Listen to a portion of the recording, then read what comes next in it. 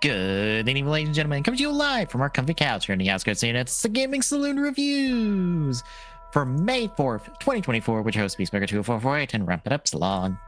Hi. We're doing a not Star Wars thing on Star Wars Day.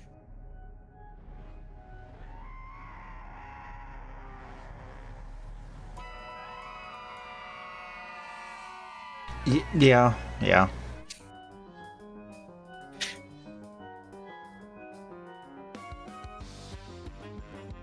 But we're continuing our look at Gridman. And by continuing, I mean, this is like more than halfway through the show now.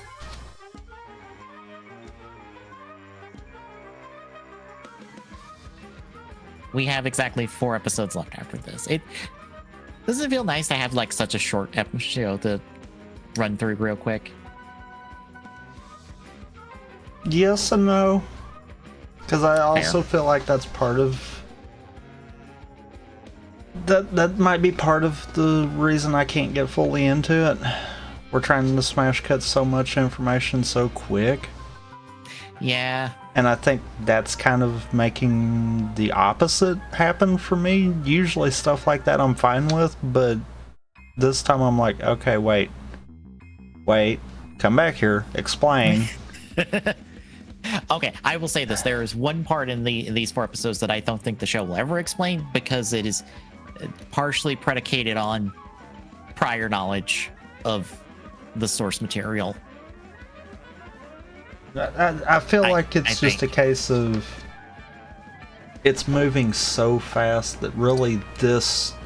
I don't want to say it should have like twice as many episodes kind of deal, but I think it should have came closer to maybe a 20 episode run. That's the exact number I was thinking. Like maybe not exact hit that 20 on the dot, that's a make or break number, but at least closer to it. Because it feels like there's enough content here that more episodes should have been there. Mm-hmm. It's just funny that, like, if you take this plus Dynasty on, it is 24 episodes, since they're both 12s, but they are dealing with 2 different casts, so it's can't really put them together like that. Yeah, and it's basically you're starting at square one for the second one then. Yes. Well, square 0.5, I guess, because you already kind of have some of this information beforehand. Yeah, and there's like 2 characters that show up in that show from this show, but the context by which they are in that show is completely different, and you could basically not know who they are and be fine.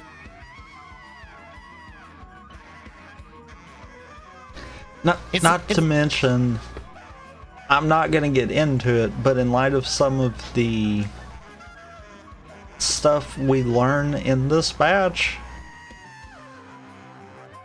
I'm having a hard time seeing how the show's going to successfully wrap up in 4 episodes without feeling like it's going to be rushed. Fair.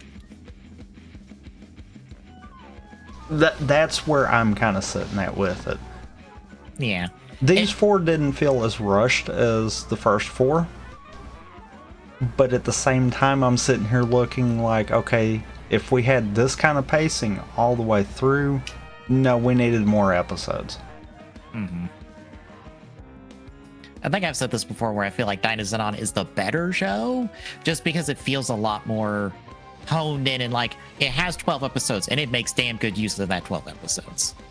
Whereas Gridman doesn't quite utilize its 12 episodes that great. I mean, I don't feel like we've got anything that I think needed to be cut necessarily. Yeah. Which is a good thing for a show. More often than not, you've got that filler. But at the same time, it almost feels like everything is so cut for the filler side of it that it makes it feel rushed. We don't have any, I'm gonna say downtime, but we kind of do, since most of the episode is downtime. Yeah, that's that part of the show that makes us like, this is a vibe check show. If you vibe with it, you're good, because like all the fights are like 5 minutes and they're all at the end of the episode. It's one of those, the more I got to thinking about it after watching these four, the more I'm like, where we're sitting right now, and I mean, the end of the show could still possibly sway this opinion, but I'm kind of feeling like this is just a middle of the road show for me kind of deal. I don't hate it, but I don't love it either. Mm-hmm. It's one of those, I like the fact that you can clearly see parallels between a lot of different Toku and Toku adjacent stuff. Mm-hmm. But that's one of those I'm like, okay.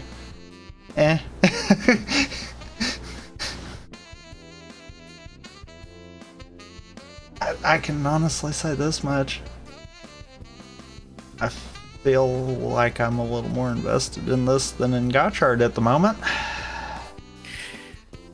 I think some part of me deeply wants to love Gotchard, and I feel like I am fighting some part of it to be like, no, I like Gotchard. I really do, but I'm like, I don't like it as much as I think I do. I don't hate it. And obviously it's not right in the same boat that Saber was in, because I've continued to keep watching. At this point, it's going to be hard for me to stay invested, because now it feels like we've just shoehorned in an entirely new character for no reason but to just shoehorn in an entirely new character. And that has completely just made me be like, yep, now I don't care. Yeah, it feels like we have derailed the show, and I'm like, I know Rainbow Gotchard is next month. Are we just derailing the show for the entirety of May? Because we're at 3 episodes. It kind of feels like we're just getting that we've forgotten what we're doing. So we're going to pad out. And then we're going to come in and finish the show. God. I'm sure someone's going to hate calling Legend padding. But he kind of is. I don't care. If Legend even remotely existed before these filler episodes, because I'm going to call it now, it's going to keep going. Mm-hmm. I might be fine with it. Like if we had some kind of teases of he's been there the whole time but in the background or something dumb like that, maybe I could see it being that case. But this literally just feels like we had to shoehorn in another writer for the sake of shoehorning in another writer that also allows them to use the previous writer seats. Slightly modified. I was going to say in whatever shape they still have them in. Well, even like slightly modified, because he has like those extra bits he has on like the regular suits, and he also has the extra bits he has on the final forms. Is it that they're modified, or is it that they're patchwork together to hide the wear? Bit of both, depending on the suit. Bit of both, depending on the suit, I feel like. Because the more I was sitting there looking at the initial of him running through all of the forms kind of deal, I was like, I see what they've done here. They're trying to hide the wear for some of these suits. Oh, especially on the Agito one. I wish I had the picture of the Agito one, because you only see Agito for 5 seconds, but like as soon as you see the still image from the production blog, it's like, oh god, what happened to Agito? Where did you pull the suit from? And I'm also like, I know there are better versions of these suits, because there's the writer museum thing that tours around, and I see pictures of those suits all the time, and they look fine. Unless those are not like show suits. They probably aren't. which feels weird because they have show props in there. Because I know some of those are the show props. Because I'm pretty sure they did not have multiples of like the camis from Geets Gotchard.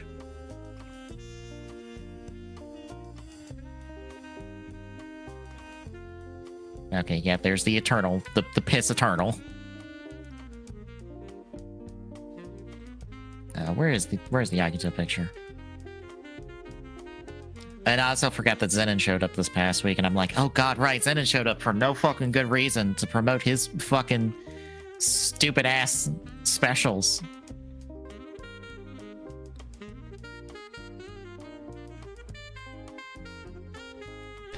And I don't remember which one it was, but that we mentioned this, but is it bad that I kind of feel like all the shows from 01 on, all the way up till now kind of deal, have had that point, usually middle of the show, where the show just completely does something retarded that it didn't need to do.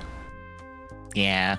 Every single time, and I don't understand why. 01 had a reason. It had a legitimate reason. That is the only one that had a reason for why it had to get derailed as hard. Why is everything else? Some part of me wonders if some of them, not all of them, some of them are executive meddling of some kind. Because honestly, all this Legend stuff feels like Bandai's like, hey, you have to sell these 2 toys. And they're like, can we have at least one of them be a special so we don't have to put them in the show for that twice?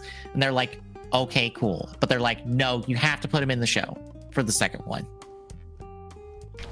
I could see that. I could see the missteps where Revice kind of hit that, being that same kind of mentality.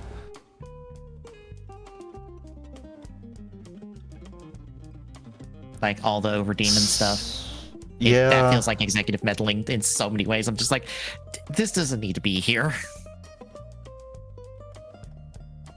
I honestly feel like I'd rather have Legend just been the writer for the movie and we just had Legend for the movie. Like, if he's gonna have this final form thing, just save him for the fucking movie, and then you could put Gotchar's final form sound in that driver as well.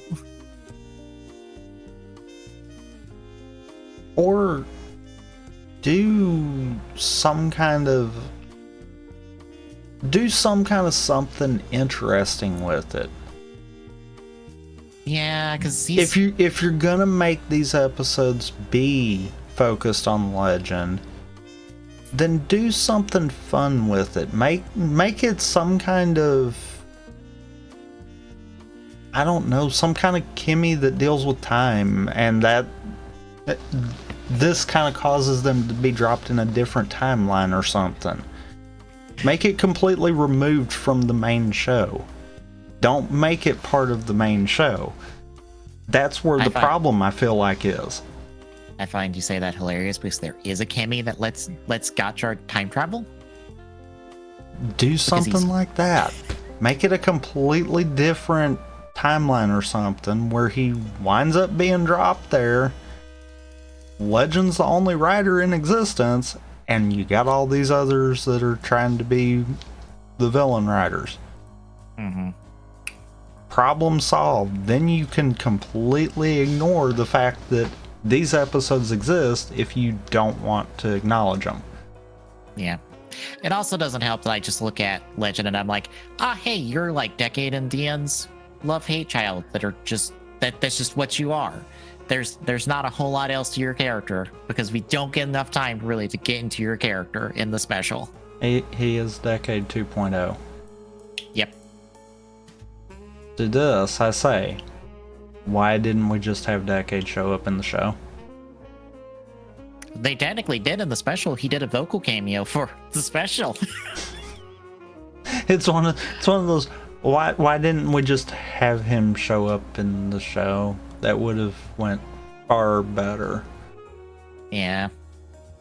Because that is on brand for him to just show up whenever he feels like he's needed. Show up with a new power and a new title, unexplained. It's not like we haven't done that before. It's like, come on. Also, it doesn't help that I look at the bad guys we're fighting. I'm like, you're just basically Geo villains. Is what this feels like. Yeah. This is them trying to redeem themselves for that. That is all this is. And it's like, no, that don't work. Because you have three dorks who just went, we visited some specific writer world that allowed us to just yoink these powers, and now they're ours. And I'm like, oh, okay. Any other particular reason why you stole these three specifically? Which is immensely funny. Because you and me both know that two of the three, that can't actually happen.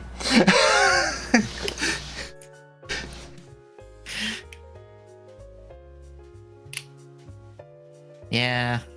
If I had to guess, probably all three can't happen.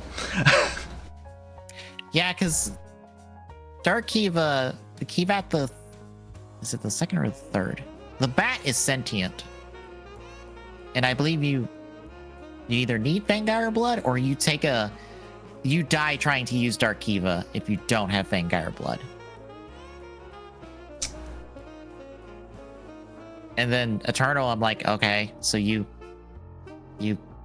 killed Eternal and a branching A to Z branching timeline from Double, I guess. That I don't feel like could happen.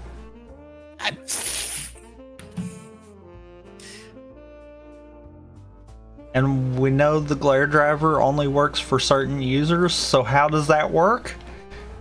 Fucked with the fingerprint reader. Stole their fingerprints too, along with the driver.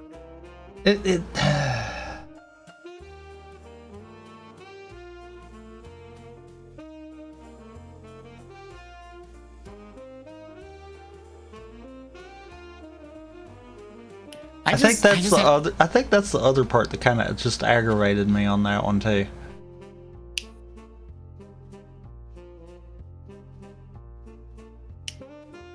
Oh, also, I forgot that the fourth person that they refer to in the episode, but is in the Legendary Special, he's Barlix from the fucking Geo movie. So I guess he stole the Barlix Bright Watch and GQ Driver because he's not him, I assume. Which I don't know where the fuck he stole that from.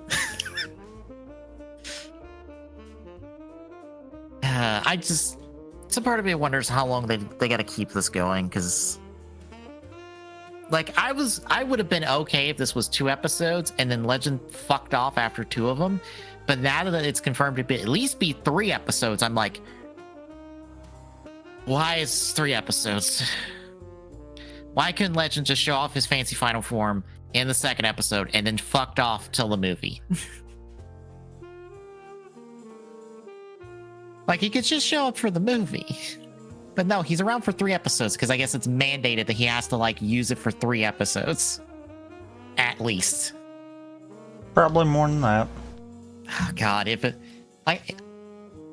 is a whole ass month of him just sticking around and more or less going, this is technically my show now because we're fighting my villains, and, like, Hotro can't do anything about it because what the fuck is he gonna do?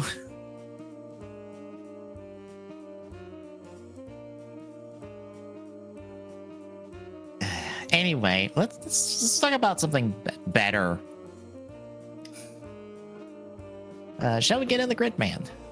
I guess we shall. All right, it is 5 through 8. Any other particular thoughts before we get into recaps? Nope. All right, then. Episode 5, Provocation. What was that gonna be? Provocation? But I'm like, no, hey there, it's an O. I can't read.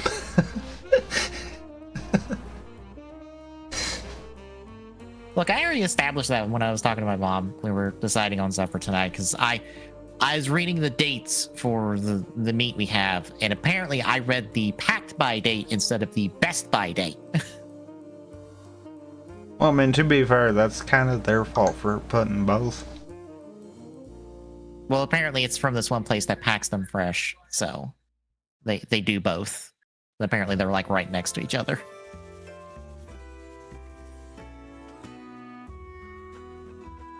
Anywho, episode 5. The kids are off to a rafting trip because this is what you do in Japan, is you go on a rafting trip. This feels oddly like local in a respect, since we have something like that around here.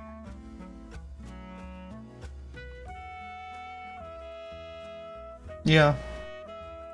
But Akane's got a kaiju kind of waiting in the wings. It's a big, massive, like, mountain lizard friend. It also has a volcano on his back. But en route to the mountains, we see Yuta and Usumi get on the train there. They start going into this fog area, and then they fall asleep, and then they wake up at the station and have to hurry off so that they don't get stuck on the train. That's a plot point. We catch up with everybody there. Everybody gets dressed. They have a nice little fun time, except Akane, because she's not built for this, which, fair. I feel that. I'm pretty sure I would not be built for something like this. But when they hit a rest stop, everyone's having fun and stuff, and she ends up talking to Yuta, who's on the side, and more or less gets to confirm that he's Gridman, or that he's at least connected to Gridman. I'm not sure exactly what she thinks he is, but either case, she now has that information. After this, she decides to call Alexis, summons the kaiju. It starts destroying the local area and stuff. The kids evacuate.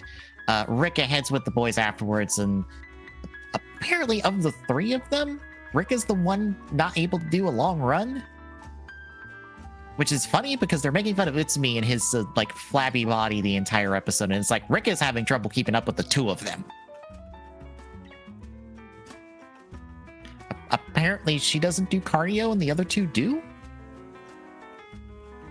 Apparently. It's just a weird point in this episode. Anyway, Yuta ends up going ahead, but before they ran off, they called the crew who are at the shop, and they're like, we need to bring junk out to us because we're not going to make it back into the shop. So they end up having to buy it, and it's like some stupidly expensive number to buy junk. I forget the exact number, but it's like 5 digits. Why? First of all, why? Second of all, how? I don't see this pile of parts and bits being like $7,000. I think is what is. I think is like roughly what it was. But somehow between the 4 of them, they do have enough money to buy it. And so they catch the train. We also see they get whammied in the fog and manage to get it there. Yuta meets them, combines with Gridman. They fight the monster. Auntie also shows up because his need to beat Gridman. So Gridman's fighting a 2v1. But then Boar hops in as well. And then we get Buster. Oh, not Buster, Gridman. No, it is Buster Gridman. And essentially, they solve the problem by shooting it enough times until they stop moving. So, monster goes down, everybody heads home, but we fade to black on the area we were at the entire time, deteriorating and, like, crumbling to bits. Probably not good. Which takes us to episode 6, Contact. At this point, Yuta suspects Akane is, like, not resetting with everyone in terms of their memories because of the whole conversation. And later, we see her sick auntie on Yuta since she's figured he's connected to Gridman, so murder him. And Auntie's like, sure, since he's Gridman. This leads to the crew, except Vit kind of, like, shadowing each of the crew members. Or each of our team members. Main plot really is with Yuta, who gets approached by a kaiju, who I'm just going to name because they never name her in the episode. This is Second. That's just her name. Don't ask me why. It just is.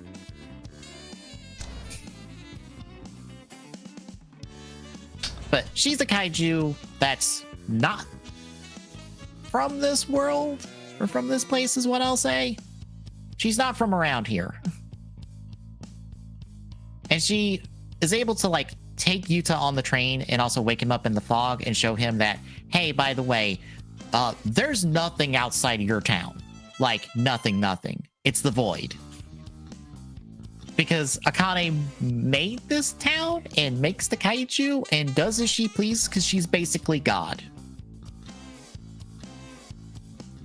Is like the short and long of their long conversation.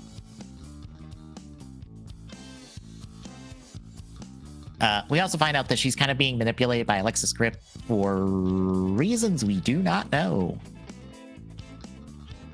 Meanwhile, Akane picks up Auntie to give him a bath because he stinks.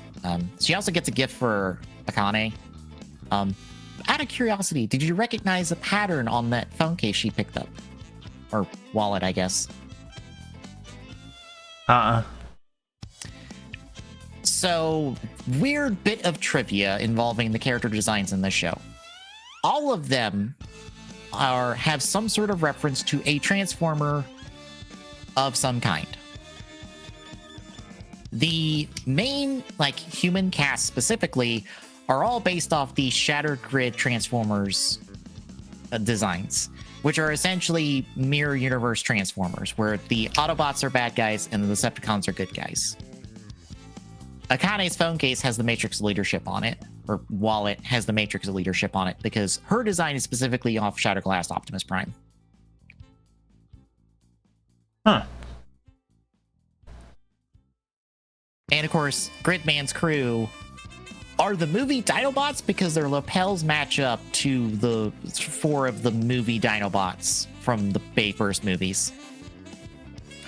Why is this all there? Because the person who designed the characters loves Transformers. That's really it. There's no other reason.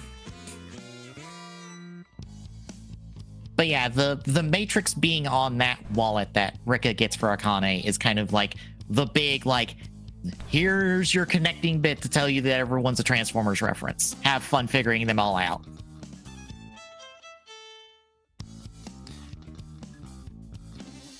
But anywho, we also catch up with Akane, who's with Utsumi, talking shop about kaiju and stuff, and she eventually tries to get info out of Utsumi about Yuta and Gridman and all that, and it doesn't work because Utsumi is a good friend.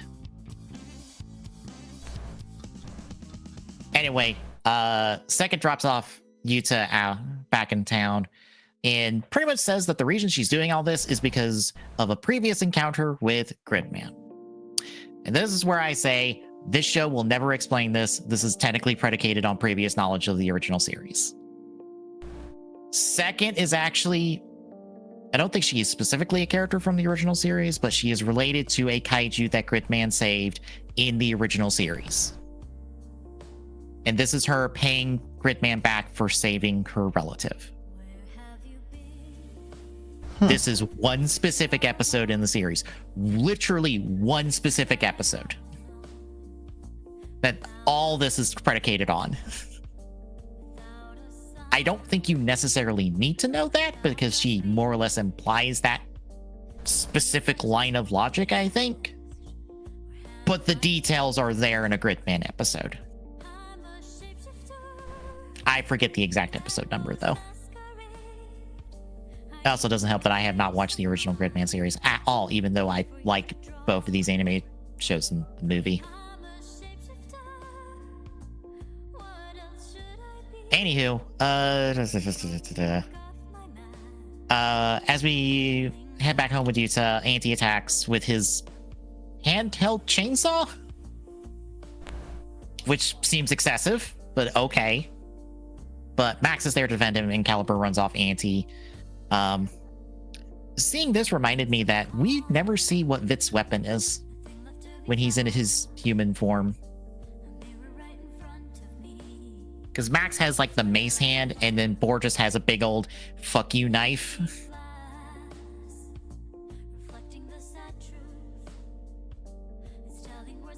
But they more or less talk Anti out of fighting Yuta because he's technically not Gridman, so he's like, fine, I will fight him when he becomes Gridman. Bye. But he comes back to Akane not doing that, and she's just disappointed in him and throws her phone in his face again. That puts us halfway through. How are you feeling halfway through? Not as confused as I feel like I probably should be. Hooray!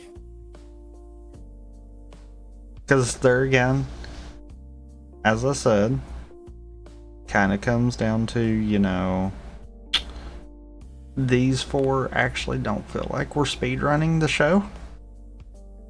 Yay!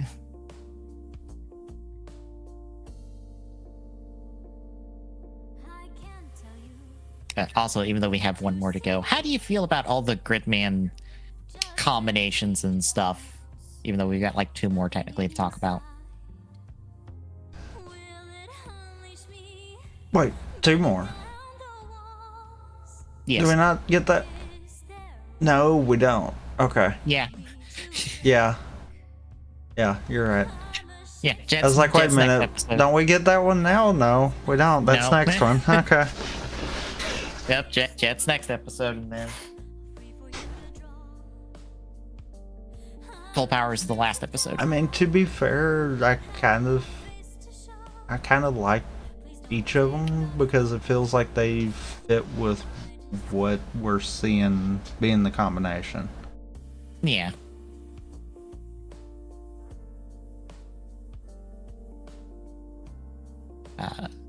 They're nice. I like them. I don't like trying to do Full Power Gridman because I have the model kit stuff for them. Because it's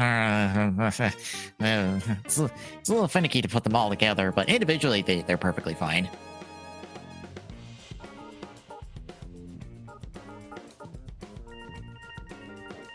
I guess anything else before we hit the second half? No. All right, then. Episode 7, Scheme. Yuta tries to explain everything he found out to Rika and Utsumi. They don't believe him because our friend here is a god and has complete control over the city and all of this stuff. That's crazy. That's nonsense. Even though we have Kaiju sitting around in the city that only we can see all the time, and we know everyone's memory is reset, and we keep getting attacked by Kaiju, and oh, hi, look, you merge with a computer friend, and 4 other people turn into, like, a sword and 3 vehicles. I just want to put that out there of this is the line for the both of them of like, no, we're willing to buy everything. This, no. You're crazy.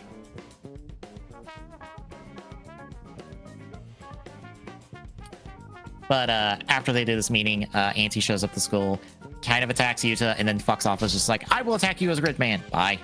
And then it argues with Akane for a bit because the 2 of them are at odds now. Later on, Akane breaks into Yuta's place. Which I don't think she explains how. Some part of me hopes that Yuta just left the door unlocked and she just doesn't want to admit to it. Probably, actually. But she pretty much confesses to like the whole situation that he knows about and also tries to hit on him a bit because anime be horny sometimes? I don't know. She just does. But then she invites him out to dinner to meet Alexis, and Alexis just acts normal, even though he is like an 8-foot tall alien robot guy.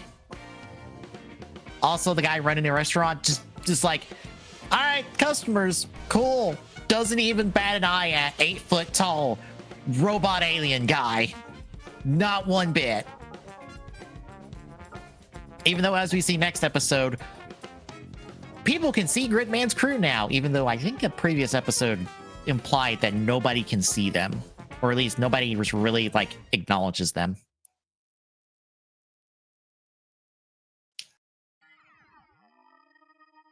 But anyway, she continues to be like, yeah, no, I do all this. I do as I please because I'm basically a god.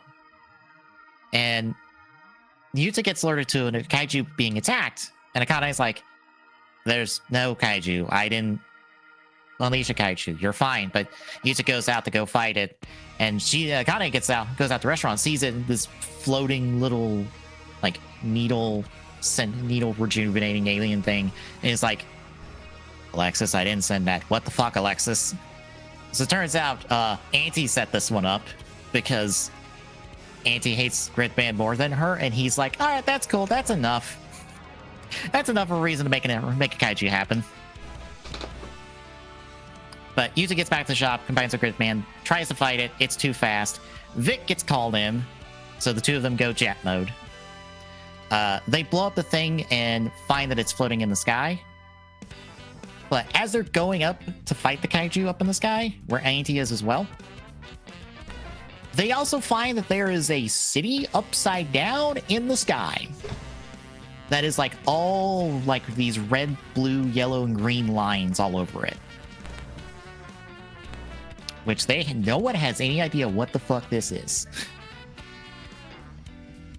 But they end up battling the kaiju, blow it up, Saint anti-packing, even though he continues to be able to copy Gridman and all his abilities and stuff, and his crew's abilities. Akane, angry with him, is just like, I don't like him. And Lexus is like, I will take care of him for you. And then goes and tracks down Auntie, steals his weapon, and then slashes his eye and makes him run away. Which takes us to our final episode, episode 8, Confrontation. We got a school fair coming up in like 4-ish days, I think. There's like several days pass in this episode, I believe. 4 or 5. Everyone's prepping for it. Kane plans to disrupt the fair because she doesn't like it and has got a fancy new kaiju built out of the remains of the first one that she sent after Gridman. And she even shows them the model and warns them in advance that, hey, I'm gonna blow up the fair. Try and stop me. As they're going to regroup, Yuta lands on the idea of, okay, Gridman plus his crew at their current size can't all go together. What if everybody shrank down and then went together?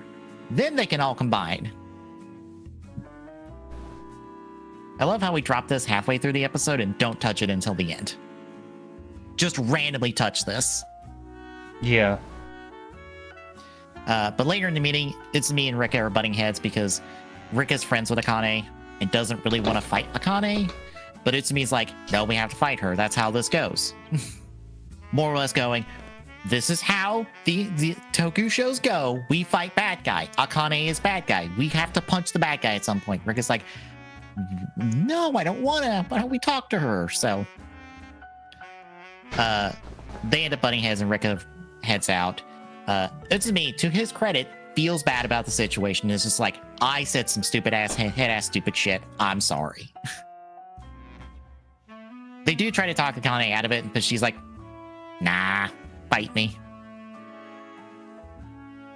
While this is happening, Auntie shows up at the shop, gets food, and then fucks off. But does give Caliper his number. So progress? I'm sure that'll be important later in this episode. Oh wait, it won't be. Yeah. But later on, I feel like that's the entire scene should have been set up to, you know, mean something this episode. Or say for the episode it's gonna be relevant in. Yeah. Yeah. But I have noticed that seems to be the recurring theme. The show tends to set stuff up well before it needs it. True. But we catch up with Rika eventually as she's catching the bus. This is when Akane is like, by the way, I made you to be my friend. You kind of can't go against that. She doesn't really say Rika can't go against that, but she's like, you like me because I made you that way. I think she does say something about how she couldn't possibly hate her because that's how she was made. Yeah. Which is a detail that I think I feel like I would notice on the original watch of what I did of this show, but I specifically wanted to make a note of now. Rika's eyes has that little bit of pink in them. Unlike, I think, anyone else in the show that does not have any pink in their eyes. Which kind of lines up with Akane's colors.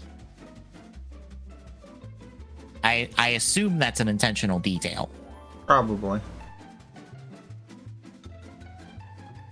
But yeah, this kind of gets her to go, okay, yeah, maybe we need to, like, knock some sense into Akane.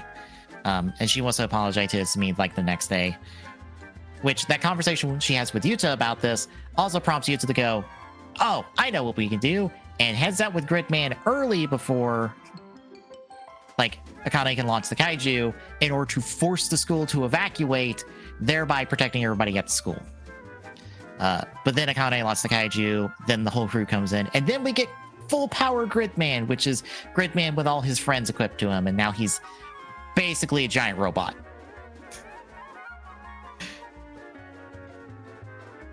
But the 5 of them blow up the kaiju. Fair goes off without a hitch. I believe the end credits this time around, instead of the usual thing, it's a montage of stuff from the school fair.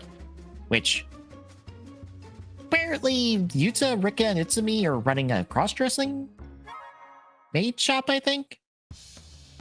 Apparently. I guess. I don't know. The thing is, like, at the end of the episode, Yuta and Utsumi are in, like, maid outfits, or at least Yuta's in maid outfit. I don't remember what Utsumi's in. And Rika's in a, like, dress uniform for a naval military? Is what it looks like to me. I'm not sure if that's what it actually is, but it looks like a naval military dress uniform. Including sword. Which I assume that's a fake sword.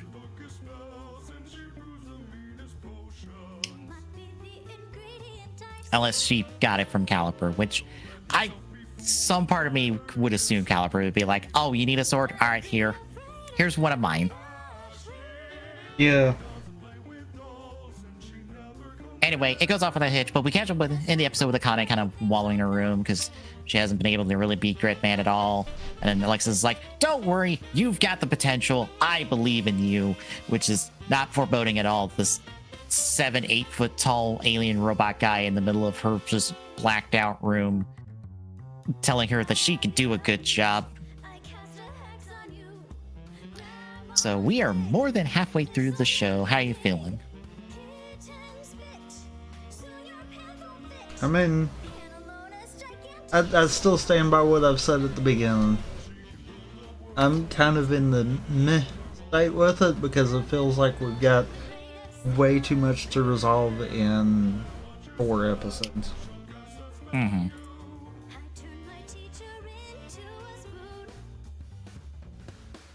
I feel like I remember it does fairly well, but I'm not sure. It's been a while.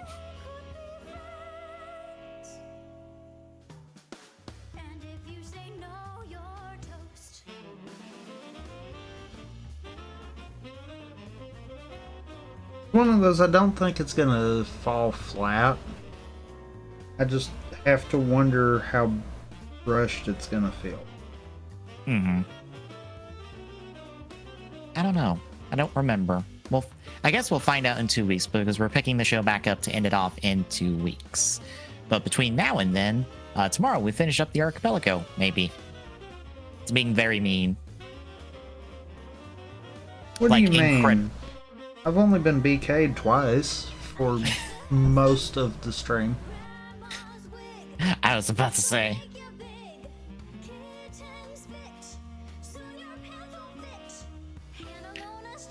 Next Thursday, I'm gonna start Chrono Trigger. Next Friday, we're racing some archipelagos. Yes. And next Saturday will be TGS. We'll talk shop on games and stuff, including how Helldivers 2 might have decided to shoot itself in the foot, and it's all Sony's fault. Good job, Sony. You had a good thing on your hands, and you fucked it up. Anyway, if you like what you're seeing, folks, drop a follow. Really appreciate it. Shipping away that I feel like go at Jesus Never Gonna Mass on social and at Jesus on Twitter. Give me updates in real life. Exclamation point, Discord, Jack is listening. Drop by, say hi. See you tomorrow, folks.